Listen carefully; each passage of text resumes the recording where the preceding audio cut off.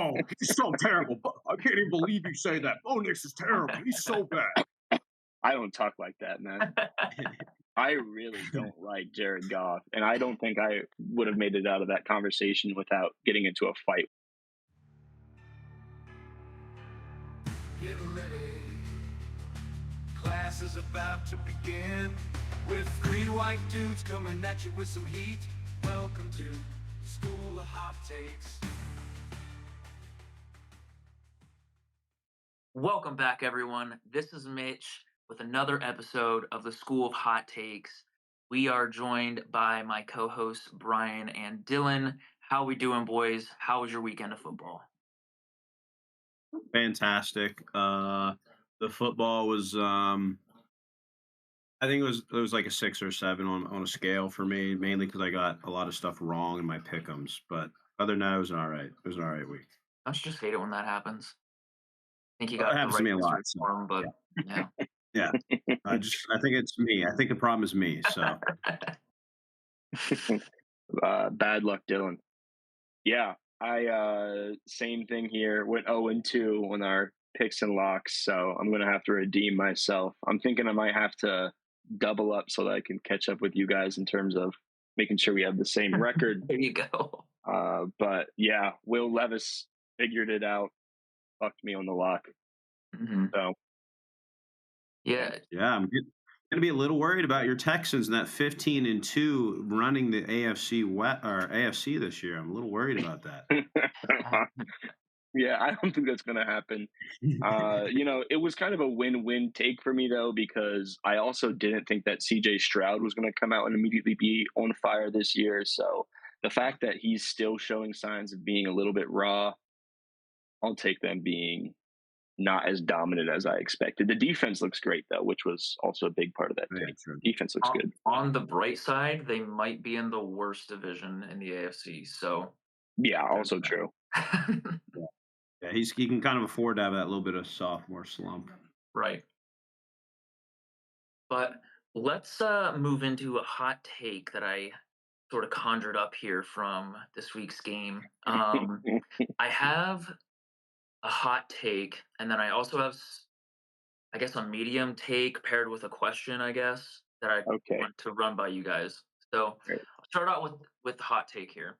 Um, I think based on yesterday's performance in the Broncos Raiders game, I think it's pretty safe to say Bo Nix is going to lock up Rookie of the Year. Um, he has had a slow start, but his numbers are pretty pretty good for a rookie, and especially this year with like a weaker class, I think it's starting to stand out compared to the rest of them. And I think with the Broncos' record, leaning more towards winning games, being able to compete in the division that they're in, I think it's going to help him, claim that award. So I don't. There's obviously things could happen in other players, like um, maybe Caleb Williams, but I'm not too sure. But um, Jaden Daniels, the hype with him sort of fallen off a little bit. Bo Nix is on the rise. But yeah, I think he's sort of the front runner in my eyes for Rookie of the Year. Okay. Like it. I wouldn't. I would be more hype if I haven't heard that take now a couple times. It's really been coming around the last 2 weeks. Like it's really been growing. It's more recency Uh, bias, though. Like Oh if I yeah, would no, have said no, this at the very 100%. Yeah. beginning of the year, you would have thought I was crazy. But like Well, based on I will his say though, in the beginning of the year, me and you both said we thought Bo Nix was going to do very, very good, and right. Brian said, "Oh, he's so terrible. I can't even believe you say that. Bo Nix is terrible. He's so bad." I don't talk like that, man. I don't talk like that at all. I'll tell you what though. Uh, This is first of all, Mitch. Yes, you are 1 week late on the Bo Nix. This Mhm. would have been a hot take 2 weeks ago. Right. I think right now with the offensive rookie of the year race, an MVP too is one of these awards that it's just like who finishes the best. In my opinion, it always is. The first 8 weeks fade from everyone's memory, and it just becomes who performs well down the stretch. So I think right now, if I had to rank it, it'd be Bo Nix 1, Jaden Daniels 2, and then probably Brock Bowers 3 would be my offensive rookie of the year ranking. Um, I will say this to defend my take once again is that if there is anything, well, okay, two things. If there's anything that people have said about Bo Nix that I am finding to be true, is that he is of the first round quarterbacks. Besides Michael Penix, he was the guy that everyone was saying, this is a dude with a really high floor and a really low ceiling in terms of he's going to come in and be very competent. And that's about it. Like he does not have an MVP caliber season under his potential. Like he's not that good long term. He'll probably be solid coming out, but he has a very low ceiling. The other guys all have really, really high ceilings. Caleb Williams obviously has a huge ceiling. Jaden Daniels has shown that he's got a crazy high ceiling, and Michael Penix also has a really high ceiling. Bo Nix has the lowest ceiling, and that's been what people have been saying about him kind of since the draft.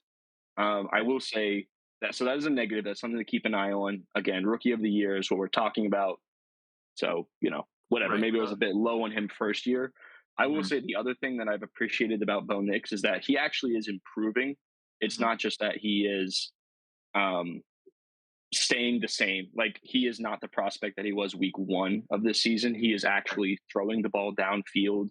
He is hitting some harder plays and he's being aggressive, these are all things that I said are problems with him. And you can't be mad when a player is like picking his weaknesses and actually growing in those areas. Like that is sort of what you look for in a quarterback in their rookie year is like, do they get better week to week?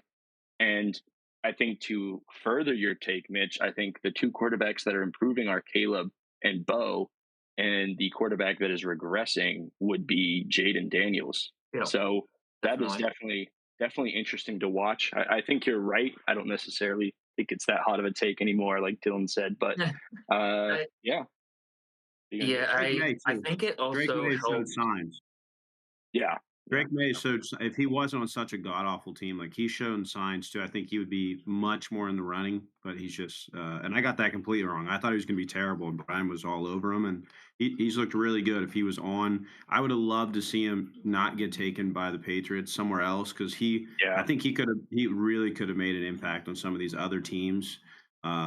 Like the Saints, honestly, I think the Saints would Yeah, be kind of a fun team. They had like just a about to say Drake that. May on there, yeah, like that would be a really fun team. Or some of these other ones, like other teams, I think would be really fun with the Drake May. Like Geno Smith, not there on the Seahawks, but they have like a Drake May. Like that's a hmm fun young team on the come up. Like that would be really fun to watch. yeah. He just doesn't get talked about, sadly. Yeah, it does suck that they're bad because I think he's a good fit for the Patriots. I just think the Patriots are bad, like Yeah. unfortunately. Well, one thing here that I think I'm more convinced that Bo's going to win Rookie of the Year is the Broncos in general have had a weaker schedule in their upcoming 5 games. I mean, the Chiefs is their toughest competition by far. They play the Chargers as well, but like they play the Browns, who they should beat, the Colts they should beat, and the Bengals statistically should be good but are not. So, I mean, if they can get Yeah. 3 or even 4 of those 5 wins there, I think Bo Nix and he plays well in those games. I think he's going to wrap it up within 2 or 3 of those games, honestly. Uh, I like it. What are we thinking his ceiling? Is he more like ceiling Derek Carr? Could his ceiling be Kirk ooh, Cousins? Could his ceiling be like what are we thinking for Bo next ceiling I wise? could see it being somewhat of like I don't know, like success wise as like Big Ben, but like doing really well like your first couple years, like having that like expectation that you're going to be like a great quarterback, maybe getting a Super Bowl or something if they can build out the team, but then just being like consistently there, if you know what I Like mean. Like a Matt Ryan type, where like he Maybe, had yeah, or something like that. Like one incredible year, right, and then other years just like consistent. Yeah, He's good. right. I yeah, I like the Matt Ryan comparison a little bit better there. Yeah, yeah. I sort of think Matt Ryan, Kirk Cousins. I think even to put him in a Big Ben tier is a little bit scary because he does not have the Big Ben arm. right. But I think yeah, he's a guy that, if he continues at the pace that he's at and he gets some experience and you put some really good receivers around him, he could have like a Kirk Cousins esque come up. Like if you remember, Kirk Cousins wasn't exactly magic his first 4 seasons. He was just a good game manager. And then you kind of started to pair him with the best receiver in football, and then look at that, he all of a sudden became really, really good. So if Bo Nix can continue to learn under one of the best coaches of all time, and Sean Payton, you can build around him. I think he does have a ceiling as like a top game managing quarterback. He's never going to be like a Pat Mahomes, Josh Allen making crazy plays, but he's going to make the right read. He's going to throw the ball on time, and that's really all that you can ask of a quarterback in that offense. Okay, I like so one other thing I wanted to go here. Like I said, this is sort of like a medium-ish take, maybe even not even a hot take, but I wanted to bring it up. I think Jared Goff is probably my front runner to win MVP right now, but Mm. betting odds have him at fourth best, and I see based on last week's game and recency bias, Saquon is at third best to win MVP. Is there a realistic chance that a running back could finally win one this year? I have a Yeah. question before you continue this. Who are 1 and 2? So this is off CBS Josh Sports' Allen and betting Pat odds. Mahomes. Or That's no, sorry, Josh Lamar Allen, Jackson. Josh Allen, Lamar Jackson, Saquon Okay. Barkley, Jared Goff. Yeah. Yeah, I don't think. I mean, no offense to Saquon or Goff, I don't think they have any shot of upsetting those two guys. You don't If think we, so? I think I think because they have Lamar's a- already had two, that they might just be like, all right, whatever. But Josh then would be yeah, the next up because Josh is Yeah. kind of like always in the running. But if Saquon continues, if he has one more game like that, I think he's at least in the running. Right. He's And got to be I'm in the just running. saying, Jared Goff, for me personally, is probably my front runner. I just think how the Lions are playing and their how he's playing as well is just too good to ignore. And he is fourth in betting odds right now, according to them. But like you said, Josh Allen's top of the list right now, and if he keeps playing like that, he's probably going to win. But yeah, I was more wondering like if does Saquon even have a chance? So Yeah, yeah. I mean, it's fun. I made a fun little parlay of those two. It's funny you're talking about this. This morning, I made a fun little parlay of both those winning, of Bo Nix, Saquon Barkley. So I parlayed Mm. those together for the season-ending award. So that's fun. That's funny you're talking about this right now. But yeah, no, like Brian's probably going to say that. Yeah, Josh Allen's been there so many times. Like they're Mhm. probably just going to give it to him at this point. Yeah. Yeah. It does sort of feel like, not to bring up the GOAT, but this does sort of feel like a James Harden MVP where it's like he was just so good for so many years back to back, and they couldn't give it to him because there was just one person who was having a godlike season, and this year's the perfect year to be like, okay, this is the make right for all those seasons that you didn't get it. This season is good enough that we're going to go ahead and give it to you anyway. Right. I will say, here's the thing: Saquon probably is, and I was thinking about this too because I kind of wanted to do a series, and I want to bring this up with you guys, where we talk about each team's MVP because there is no doubt in my mind that the most valuable player to the Eagles is Saquon Barkley, and they would not have a record that they have if it wasn't for him. And we're less than 24 hours removed from a 300-yard, 3-touchdown game where he absolutely decimated the Rams. But even before that, like that Philadelphia Eagles offense runs through Saquon in a way that I don't think anybody really predicted. I think everyone kind of thought that that was going to be a high-powered offense. They have so many weapons, but I don't think anybody was like, "Oh, this is Saquon Barkley's offense. This is not. Yeah, This is he's not the one running the Hurts. show. Yeah, it's not AJ Brown. It's Saquon's the number one guy on that team right now. So I think that is definitely something you can think about. And I do think if you want to have a more serious conversation, you got to start looking at Derrick Henry versus Saquon Barkley for Offensive Player of the Year award. I think those guys are really starting to kind of heat up that debate. Yeah, Yeah. definitely. I know I picked in our MVP episode a couple episodes ago, Derrick Henry, but God, I think I gotta be just leaning towards Saquon, even for like you said, offensive player of the year. Like, and of course it's probably recency bias, but he has just looked astounding. Like it's And like ridiculous. Brian said, it's how you end it. Like Henry started off really hot, but he hasn't done as much these last couple games. But Saquon's been on a fucking tear. So Right. these last couple games will probably decide a lot. Yeah.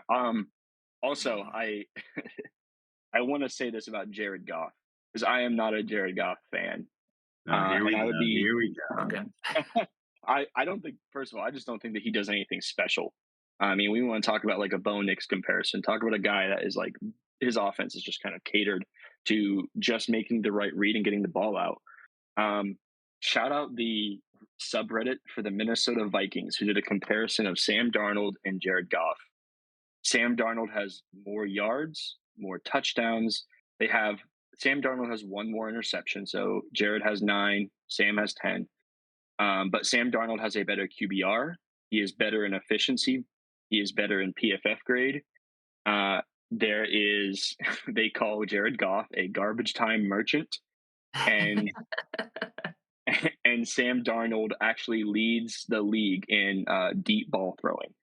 And also, an interesting little stat that I am seeing here from the Minnesota Vikings subreddit, again, shout out, that Jared Goff is first in his receivers' yards after catch, while Sam Darnold has those same stats, 29th in yards after catch, meaning that when Jared Goff is throwing that ball, those receivers and those running backs, because it's a lot of Gibbs too, are getting yards after the catch and are increasing his totals based off of not where he's putting the ball, but where they're able to make a move in the open field. And Darnold is kind of like just straight up slinging it. So, yeah, I think it's really, really tough to put Jared Goff in the MVP conversation. I think he should not even be top 4. I get it because they're putting up a bunch of points. I think everyone is just saying, yeah, it's Jared Goff, when in reality it's Campbell and an incredible offense around them.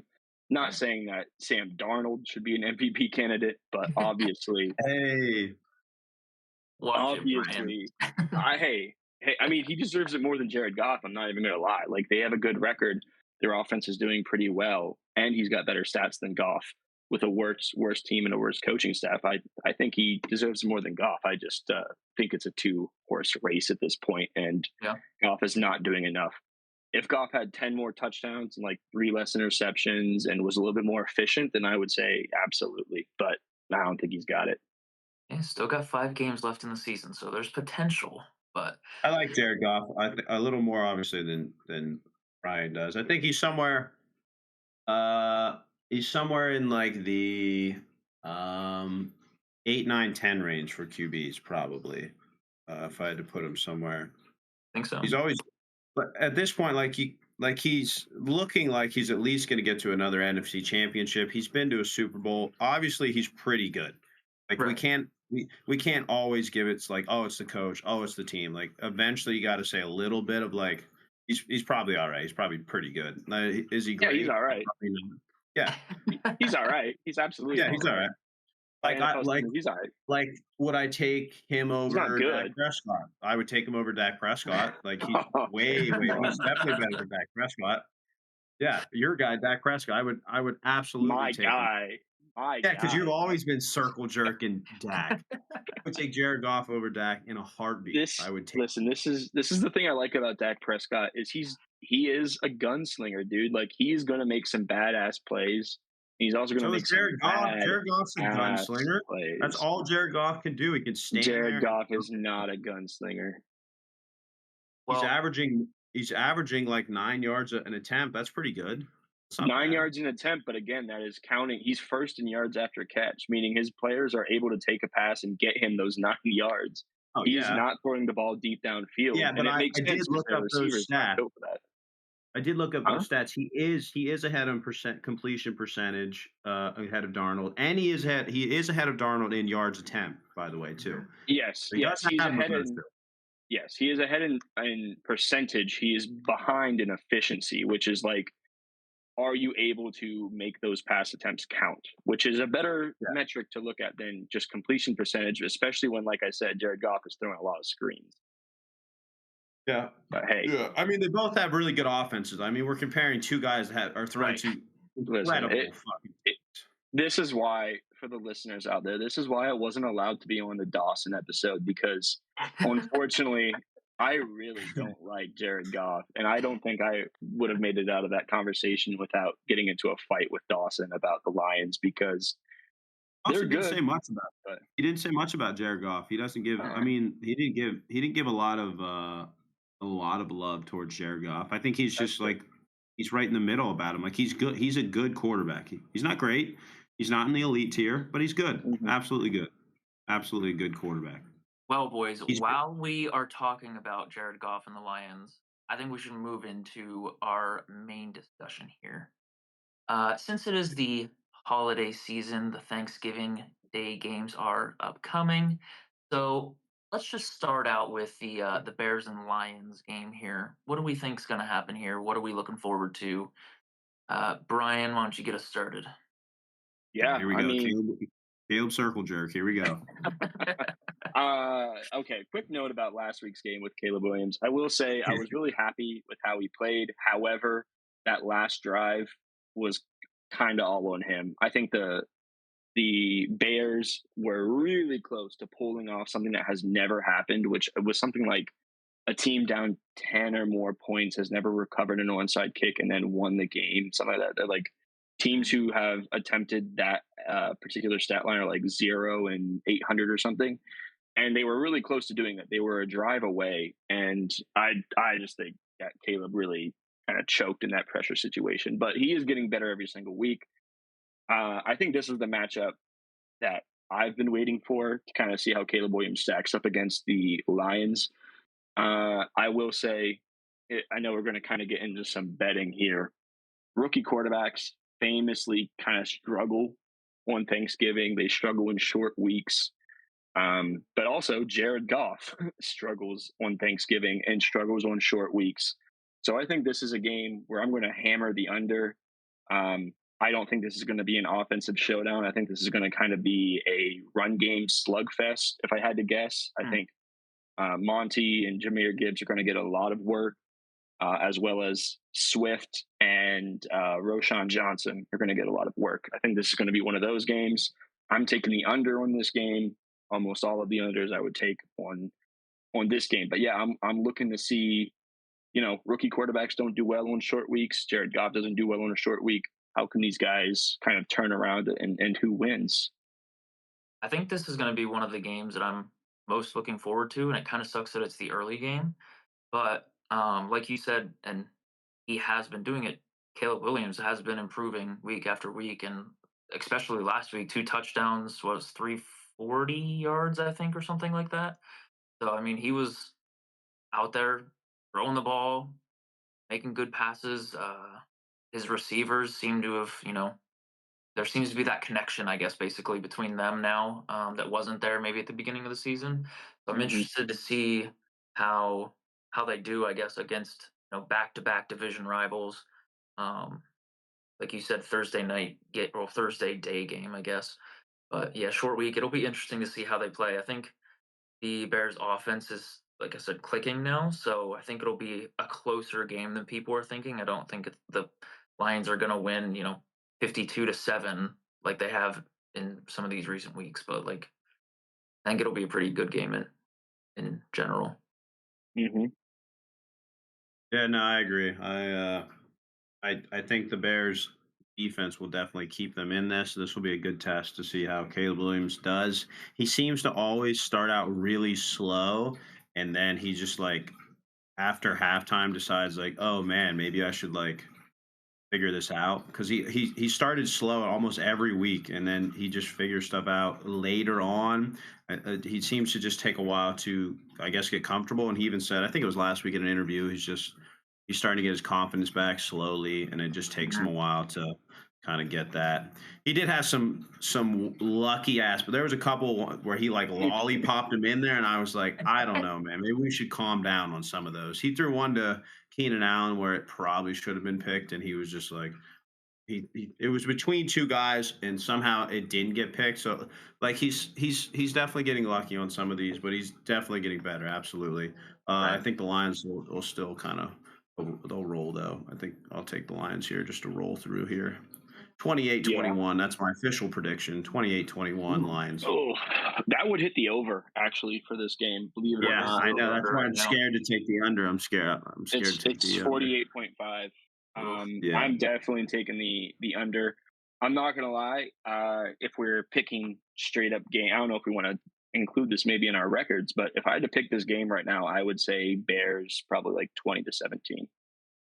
Mhm. I'm picking the Ooh. Bears here. I think I trust. Is it at Detroit or at At It is Detroit, Chicago? yeah. it's at Detroit. It's tough Okay. because you look at the analytics for like the Thanksgiving games, and it's like, home teams win like 80% of the time.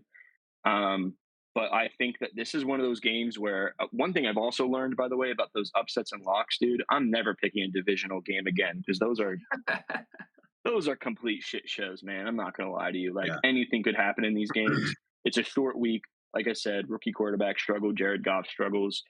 And if we're relying on everybody except for the quarterback, I sort of think the Bears might have it. They're also healthier, which is a little bit underrated. I don't know if you guys saw right before we started recording. I saw Amon Ra has been limited this week so far in practice with a knee injury, so he might not play. If he doesn't play, dude, it might be over for Because the Lions. Monty too. Monty's on. Yeah, He's and questionable. yeah, Monty got hurt yesterday too. So if Monty is limited and Amon Ra is out or limited, it's going to be a Bears game. I fear. Like, and it's going to be good for me because I love the narrative that will appear, which will be that Jared Goff is not able to carry a team on his own, which I believe to be true. So it would suck to watch on a Thanksgiving game to see a neutered Lions team kind of waltz out there and get their shit knocked in a low scoring affair. But yeah, I would pick the Bears to win straight up right now. I'm just going to be a little bit bold here. And again, I'm assuming that there's injuries. I'm assuming Jared Goff sucks. And yeah, Mitch, what do you think? What's the outcome of this game going to be? I think it's Yeah, gonna be our be deciding. a two-score game for the Lions, victory. Probably like a 10-point game or like 13-point game, something along those lines. No, you calling the blowout. You're calling the blowout for the I'm Not a telling you, Lions. blowout. man, you guys Dude, underrate two how I scores, much I 13 don't points, a think blowout. I you don't guys. think a high-scoring game though, like you're saying. I think it's gonna be maybe, um 17-7 or like 13-3 or something along those lines, like So you Okay, think something Caleb a Williams? You low think Caleb Williams scoring, like sucks? what's okay. that? You're saying Caleb Williams is going to suck because they Well, won't it's tough to score. go into I it's tough to go into Detroit right now with them riding so high, and Caleb Williams, who is of course improving, but still lacking in total confidence. And even with the Lions having some potential injury I issues, I mean, I still think they're going to play really well in front of Detroit here. I agree. I mean, everyone called the letdown spot last week and thought the Colts were going to give them a run for their money, and they absolutely beat the piss out of the Right. Colts. Like that wasn't even a Yeah. game. So I think they I might think the just be one of those Bears. teams. I think this is going to be a defensive battle, and the Bears defense are going to hold the Lions to a lower score, but the Lions are still going to be able to beat them like by at least 10. Okay, that, that's at least fair. I was going to say, I'm, don't take betting advice from somebody who doesn't really sports bet, but it's very underrated how much like short weeks do affect players. Hmm. Like I really do. I keep saying it, but like Sunday to Thursday turnaround, those performances are always pretty rough, which is why Thursday night football has gotten such a bad rap over the last couple of years. It's not been because the matchups are bad. Usually the matchups are great. They're divisional games usually, but the matchups are bad because a team has 1 day of rest, 1 day to watch film, 1 day to do a walkthrough, and then they're already on the field again. And it's Right. just not a lot of time to get healthy for a team like the Lions who are kind of injured and beat up. And it's not a lot of time to like get a game plan set for how you're going to beat a particular team. So it's going to be a slugfest. I think all of these games are going to kind of be rough watches, as people have been alluding to. But yeah, I think this is at least an interesting matchup, especially because, like I said, I think you put Caleb Williams on a stage like this with a Lions team that is, I think, still beatable. I don't think they're as dominant as Hmm. people are calling them. So I'm excited to watch this one. Not as excited for Right. our next game, but I was gonna say let's move into our next one here. Dylan, what do you think's gonna be happening here? What are you looking forward to, and what aren't you looking forward to? I should say. I'm not looking forward to the game in general. To be honest with you, this like I know this is like the America's team or whatever. They absolutely should have flexed this shit out. There's no reason anyone wants to watch the piss ass fucking Giants play the Like, shitty ass Cowboys. There's no like no one wants to watch this game. I guarantee it'll get the worst viewership out of the three. Uh, I have nothing. I have nothing. I'm excited for. I'm not excited to watch Cooper Rush throw for like maybe 200 yards. CD Lamb to do okay. I guess I hope Tracy does good. Like he looks fun to watch sometimes. So I'd be Well, more excited if they would bring Drew Lock out. I want to see Drew Lock play. Danny DeVito sucks. I agree there. Well, I will say the one thing I am looking forward to is Cooper Rush, actually. I think he had a pretty good showing last week. I mean, he was 24 of 32, almost 250 yards and 2 touchdowns. I mean, and they played a, you know, relatively strong Commanders team. Like they Yeah. Cooper Rush looked confident out there, I should say. Like I don't think the Cowboys are going to struggle without Dak like everyone has been thinking. I Well, still they think they'll be suck. bad. I agree. I still think they'll be bad, but I don't think they're going to be as bad as people were thinking if Cooper Rush can, keep it together. So I'm interested to see if he's able to continue that momentum from uh, this past weekend. Well, I think they want to lose games, though. That's the thing, though. Like, if I'm them, I want to. Both of these teams should want to lose every game to get a top five pick because it doesn't do anything for them right now. Like, both of these teams should be asking a guy off the street, fucking walking in, like, "Do you want to play?" Because they should. That's absolutely what you should do.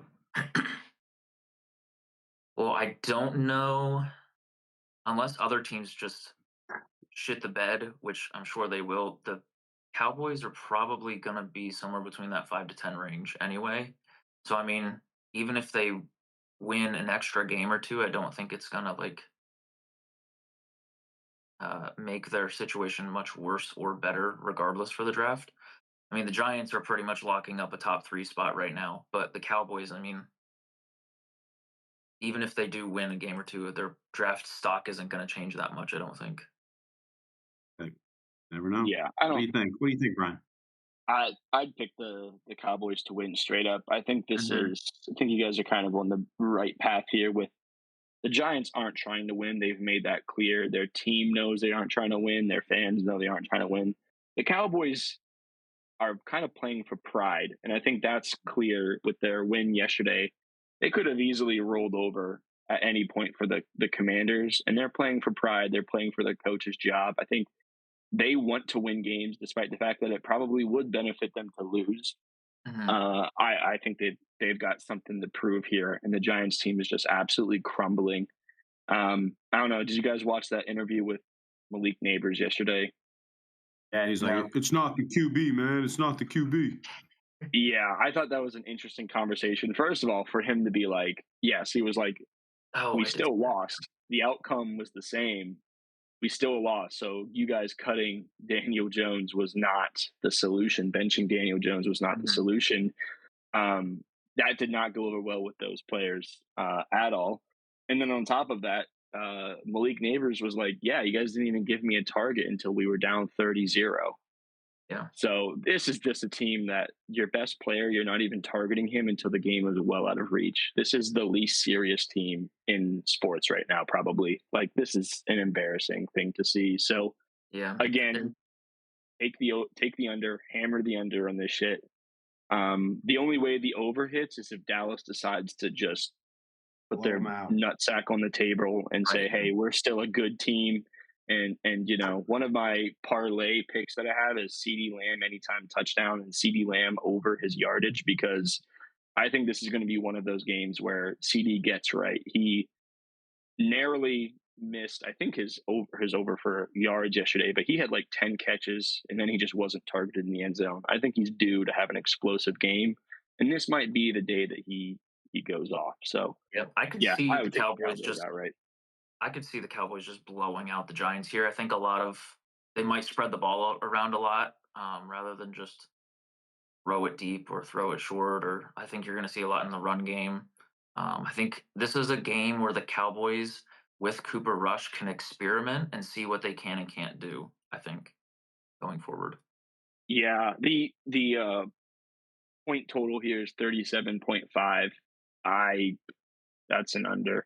I mean, like I said, it would be an over only if the Cowboys decide to like win by 20 points, which they could Mhm. totally do. That was totally in their realm. I think the Cowboys cover 3.5. I think they cover that too. Yeah. Probably be like what 21-10 or some shit like Cowboys or something stupid like that. Yeah, if I had to predict an honest to God score right now, I don't know. Like I said, do you guys want to add this to our records? Because I mean, I'm kind of curious. I want to come back. I would Yeah. pick. I would say, man, real shit here. I'd probably say like Cowboys 27, Giants 3, Okay. something like Ooh. that. I And would I'll say stick with something like that. 21-10. I'll stick 21-10. I'm gonna go with the Cowboys over the Giants. Probably looking around like a 29-9, or yeah, 28-9 game. So Man, you guys, Okay. we all went Cowboys, so I really feel like I should go Giants now, but I won't. yeah, peer pressure. If it comes out But though no, that Drew Lock's playing, I'm absolutely switching. If Drew Lock plays, I'm switching immediately. well, like Brian said, they have no reason to play him because Drew Lock is better than Danny DeVito and or Tommy DeVito. Sorry, and Besides, they're paying him $5 million. That's insane. Well, yeah, that's yeah, the thing but is they they're want saving to money lose. by not they're saving money by not starting Drew Lock, and that those greedy fucks. That's what their whole thing is. They have to pay Yeah. Drew Lock if he plays a certain amount of snaps. So Right. they're going to have DeVito in if he's healthy. They're going to have DeVito in because he costs them no money to play. Right. He's a fan favorite, sadly. I don't know why. I don't know. Hey, it's been a long time since us Italians have had a quarterback in the league, man. It's been Well, too look long. look where it got you, man. Okay. It got us Tommy DeVito, undrafted free agent, shit stain on the New York Giants. Yeah. It's fine. But Yeah. let's get into our last game here. The night game for Thursday. I think this has potential to be the best game of the night or the worst game of the night. Mm. Well, I don't know about worst game, but Yeah, it's I gonna think be it has. tough to I beat. think it has opportunity to underwhelm. I should say. Um, it's at Green Bay. I'm assuming it's going to be cold weather up there, and Dolphins do not play good in cold weather. So I could see them just like shitting the bed here, underperforming, and not doing well like everyone is thinking they might do. Packers have looked okay in the past couple weeks. Um, so I could see this one being like a really good game if both teams show up, but I have a feeling both teams aren't going to do as well as people were thinking. It'll be 28 degrees at kickoff. Great. Yeah. Yikes. Yeah, I mean, I think you hit the nail on the head here. The game, I would take that under, fellas. Packers look rough. Their offense is still just it's just a weird offense to watch. There are like Jordan Love has been really bad, underratedly bad. Christian Watson dropped a huge play, but outside of that, Jordan Love was kind of not making the right reads, not hitting the right guys. It's sort of an offense that relies heavily on Josh Jacobs to kind of pick up 3, 4, 5 yards every time he touches the ball, and that's kind of it. And then you have the Dolphins, which are like Mitch said, do not perform well in short weeks, do not perform well in cold weather, and it's just like, man, this game could be really sloppy. Another game where, you know, fire up Josh Jacobs in fantasy, take his over, fire up the Dolphins running backs, take their overs if you can, because yeah, it's going to be a rough one out there in Lambeau. I would It might. probably pick the. Sorry. I was just gonna say, Huh? it might be one of those games where it's like a run heavy game. Like you won't see too much passing. I don't think. Yeah. So Yeah, that's sort of how these teams are living right now anyway. Packers and Dolphins are both sort of living through screens and checkdowns and slants and drags and crossers and easy stuff that you can complete. And then they're relying a lot on, we're going to run the ball 30 times, and we have good enough running backs to do that.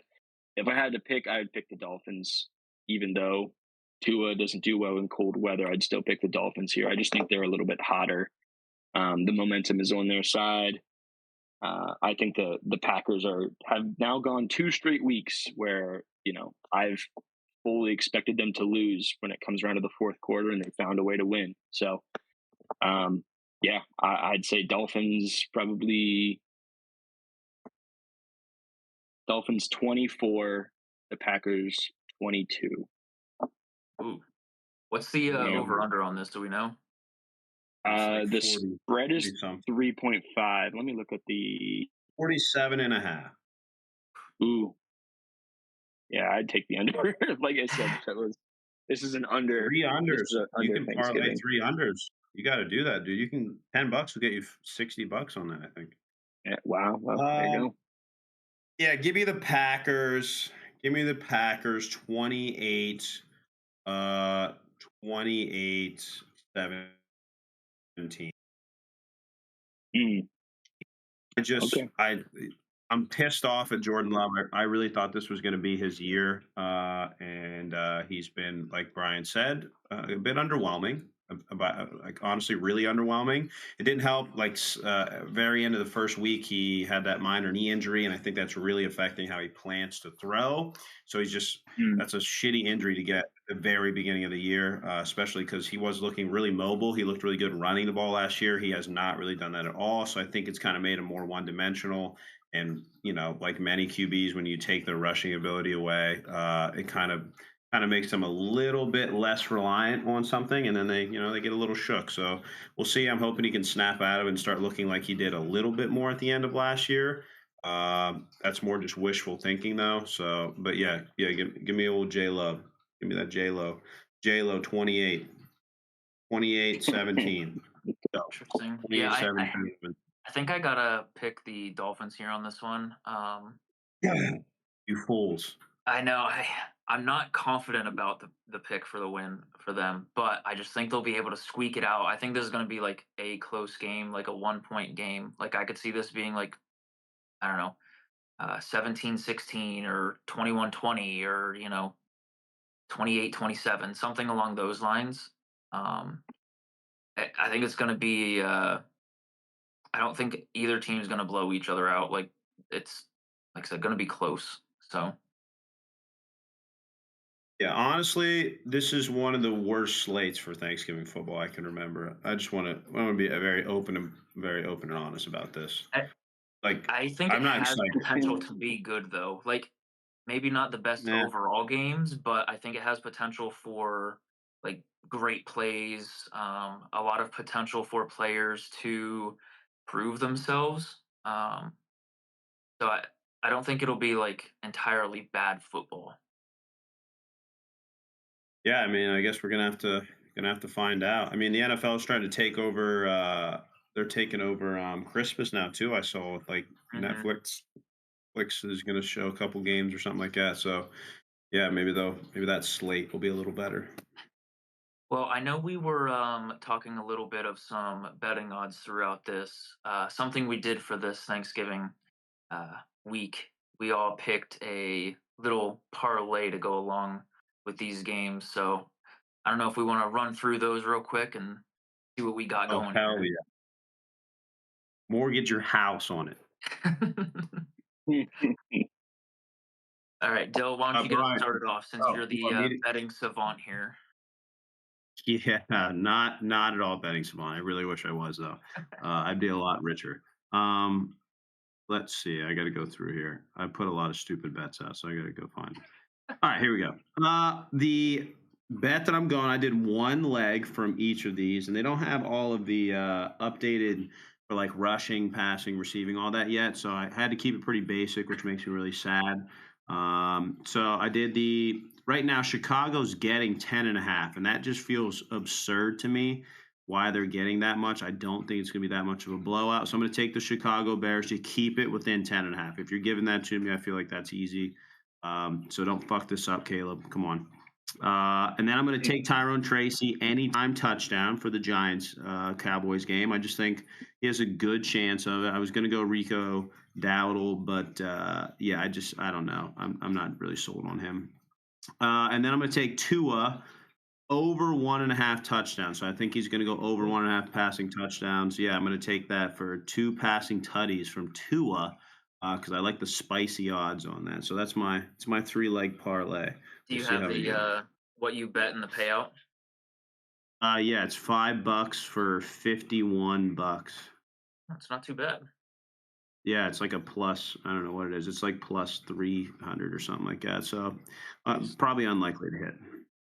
Well, I will go over mine real quick. I have in the first game Jared Goff throwing for over 225 passing yards.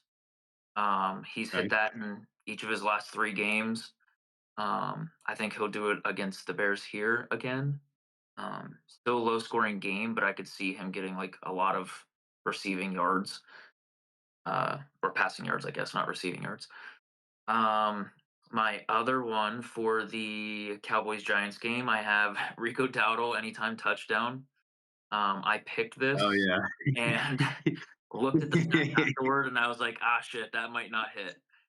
Because Dowdle does not have any Yeah, rushing Ben. touchdowns and has 3 receiving touchdowns. So that one might not hit for me. But like I said, I think this is a game where the Cowboys might experiment a lot to see what they can and can't do with Cooper Rush. They're playing a weak Giants defense, so I could see Dowdle at least getting some sort of touchdown. I don't know if it'll be rushing or receiving, but I could see him getting hopefully one. And then for the night game, I have Tyreek Hill getting 40 plus receiving yards. He's hit that in 4 of his last 5 games. Um, I think he'll be able to do that against the Packers here as well. And that ended up as a plus 274, and I put a $10 bet on that to win 37.44. Nice. Nice. Hell yeah. All right, Brian, let's All hear right. what you got. I famously, at least as of right now, do not actually sports bet. I might get into it, maybe just to like make this Thanksgiving interesting. Maybe I'll do it just for this Thanksgiving. We'll see. Good. I feel like I should not be doing sports betting. That's beside the point. Anywho, what I have hooked up here, I have DeAndre Swift anytime touchdown. I want to go bold and say first time touchdown because I know that that's a bigger payout, but I Mhm. hate the idea of. I have done enough, prop betting to know that first time or first TD is such a crapshoot. Yep. And DeAndre Swift, I've seen that offense where DeAndre Swift has taken them 70 yards downfield and then Roshan has punched it in. Right. I don't know about that. So I would say DeAndre Swift in a revenge game, a game that like I said, I expected to be kind of heavily relying on running the ball. I think DeAndre Swift gets in there at least one time. I would also have the Bears straight up win as part of that bet. Moving on to Cowboys Giants, I have Danny. I almost said it too. Tommy DeVito, anytime interception. I think he throws a pick. I saw that FanDuel Ooh. has a whatchamacallit, a Thanksgiving Day special Mhm. where if there's a defensive touchdown at all on Thanksgiving, it's a pretty decent payout. So I don't Yeah. know. I sort of feel like this might be a situation where he throws a pick and he gets like the defender gets tackled at the 1 or something. Mhm. But Danny, yeah, fuck it. I'm just going to start calling him Danny DeVito. Danny DeVito is going to throw an interception on Thursday. I have 100% certainty that he will do that. He is like, since entering the league, he is, I think, somewhere in like the 50s or 60s in terms of like PFF grade. So, Mhm. despite the fact that has won the Giants some games last year, he is not a good quarterback by any passing metric, which is crazy. So, Right. anytime interception for DeVito, give it to him. And then if you're looking for it, Cowboys win, Cowboys cover, and CD Lamb anytime touchdown. Like I said before, he's due for a touchdown. He is the offense for the Cowboys right now. He didn't score a touchdown, so it probably doesn't seem that way. But he had like a ridiculous amount of targets, a ridiculous amount of catches. He just didn't find the end zone. I think it's only a matter of time before Cooper looks his way in the end zone. And the Giants only have a good DB to cover him right now, so outside of Deontay Banks, who probably won't follow him if I had to guess. And then finally, Packers, Dolphins. I would say Dolphins win, but they don't cover. Like I said, I think that is within 3 points. I could even see it kind of coming down to a field goal or a last second touchdown for the Dolphins. And that's all I had for that. As a little bonus, like I said, y'all better be taking the unders in all these games, man. I think it's a better chance that they all go under than even one of them goes over. Um, Short week, it's going to be cold. Some of these offenses look like shit. In fact, I would say about 4 or 5 of these offenses look really bad. Yeah, I'd hit the under in all of these, and make sure you're paying attention to Amon-Ra and Monty for Detroit, because if they're out, then guess what? You're gonna have 6 offenses that look like shit. So it's gonna be a fun one, guys. It's gonna be a fun Thanksgiving for football. Right. Well, let's move into our next section here, our upsets and locks. We just have a quick, you know, record from last week. I gotta say, I am a little disappointed in you, Brian. Wow. 0-2. I thought you were gonna do better. Way to disappoint him. Right. Yeah, So upset. I'm glad. I'm glad I could do that for you, buddy. Yeah. Yeah, I think our games weren't terrible. I mean, Texans just kind of got fucked there at the end. And who else did you have, Brian? Your game was the Yeah, the Texans were Bears. the lock, and the Bears upsetting the oh Vikings. yeah, was and the that lock, one so- that one went to overtime. Could have gone. I feel like either way Yeah, throughout the whole game. Honestly, like yeah. I think you just sort of got unlucky on your picks there. So As always, Justin the Herbert, logic right? is sound. The logic is sound. It just doesn't go my way, unfortunately. yeah. And Justin Dylan, Herbert with what the happened easy with trade. what happened with your picks here? Let's see. I went 1-1. I picked. Oh yeah, I picked the Colts to beat the Lions, and that was my upset, and got absolutely. They got killed, so that was really cool. And then I also picked for my lock whoever plays the Chiefs, and Yeah. yep, and the Chiefs won pretty, but they scared me a little bit there. Holy Yeah. hell! Shout out Yeah. Bryce Young, dude. Bryce Young's looked great. Yeah. Shout out to him. He's definitely Yeah. improving. So yeah, and how about you, Mitch? You decided to pick the Monday night game, you little cuck. Even though I picked the we fucking Thursday film and on Monday Monday. night game. Well, I'll talk Yeah. about the Steelers Browns game quick. I knew that was such a trap game. Like I could just tell the Steelers were gonna go in there and blow it. I don't know Yeah. why I just had that feeling. Yeah, if you're a Steelers fan, you know, like Right. you know. It was there for them to lose, basically. Yeah. Had I known it was going to snow like that, I probably would have taken the Browns too, man, honestly. I think that was a good pick in hindsight. But yeah, I have the game tonight, so I'll have to check in next week on our recording here. But I have the Chargers beating the Chargers Ravens. just scored. They just scored. Chargers just scored, so they're up. Yep, it looks good for me so far, but still a lot of ball left to play. Yeah, But it was let's one get drive. into- Was the first drive. Let's get into our upsets and locks for this upcoming week. Dylan, why don't you get us started here? I most certainly. Thank you. I got to get it off my phone. I had the game going on, a little side piece there. I'm going to stay away from the Thursday games because we already talked about all those, so I'm not going to pick any of them. Yeah. I'm not going to pick the Chiefs this week as well because they play the Raiders, and that scares me. So I'm just not going to. I'm avoiding it too. Yeah, just not going to do that. Now I'm a little tricked up because I'm going to go my lock. I'm telling you what, I really need some 2-0 weeks. My lock this week, I'm going to go Seahawks over Jets. I think they're a train wreck. And now I'm seeing the reports that Aaron Rodgers just might be done. Like he just might, Right. he's kind of like, yeah, he just might be done for the year. So yeah, so I don't even know I don't know who they're even going to play. I feel really bad at this point. Devontae Adams is kind of stupid. Like he's fallen around now so many times, and now he's going to leave again. He's going to leave him again. So now Devontae's going to be stranded on the Jets, so that'll kind of suck for him. But yeah, so I'm going to take Seahawks over Jets. I like the way the Seahawks have looked these last couple weeks. Very convincing win over the Cardinals. Um, and then for my upset, I think I'm actually going to go right back to what a team I just said about. I'm going to go Cardinals. I'm going to Cardinals upset the Vikings.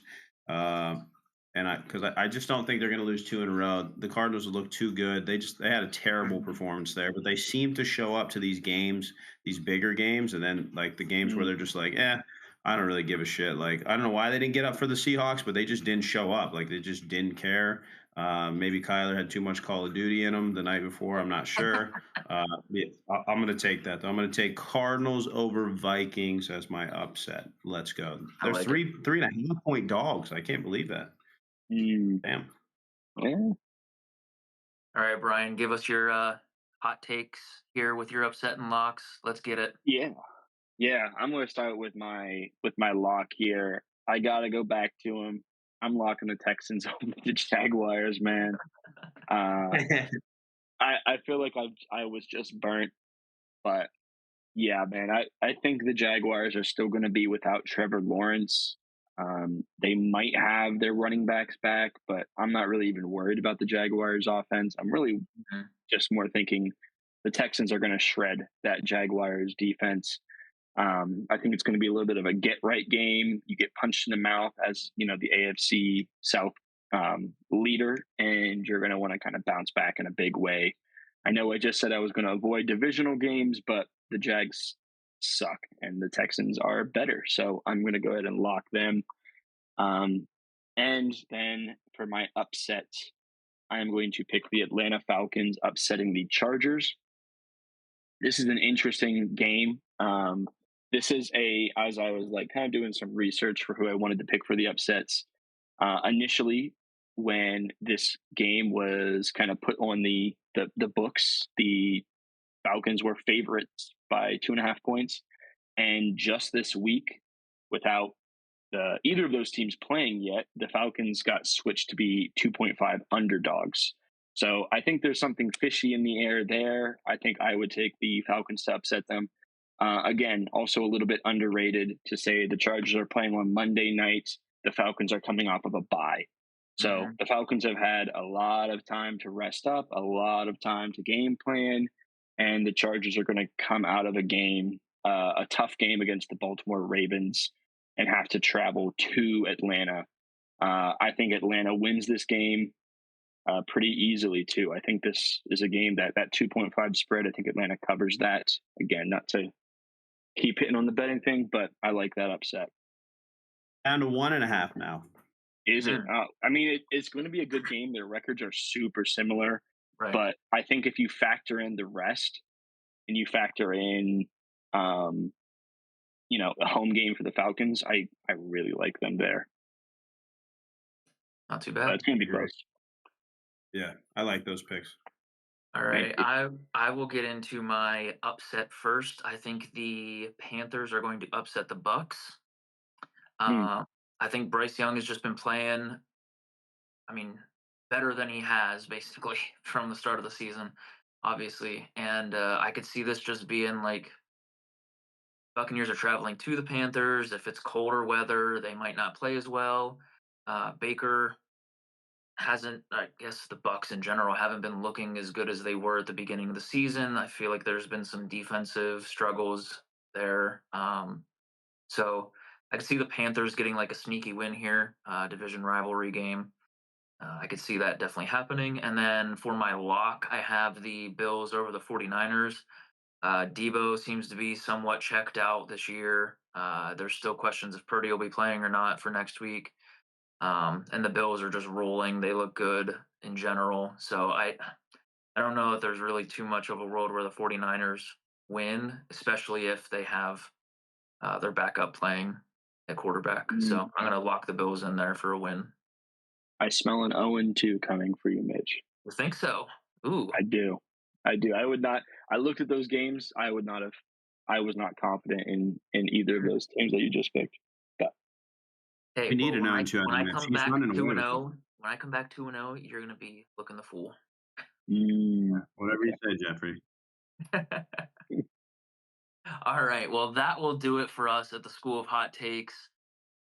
Thank you everyone for watching. Make sure to like and subscribe and make sure you comment. Tell us where we went wrong, where we went right. Give us your hot take as well. And I think that'll do it for us. Class dismissed.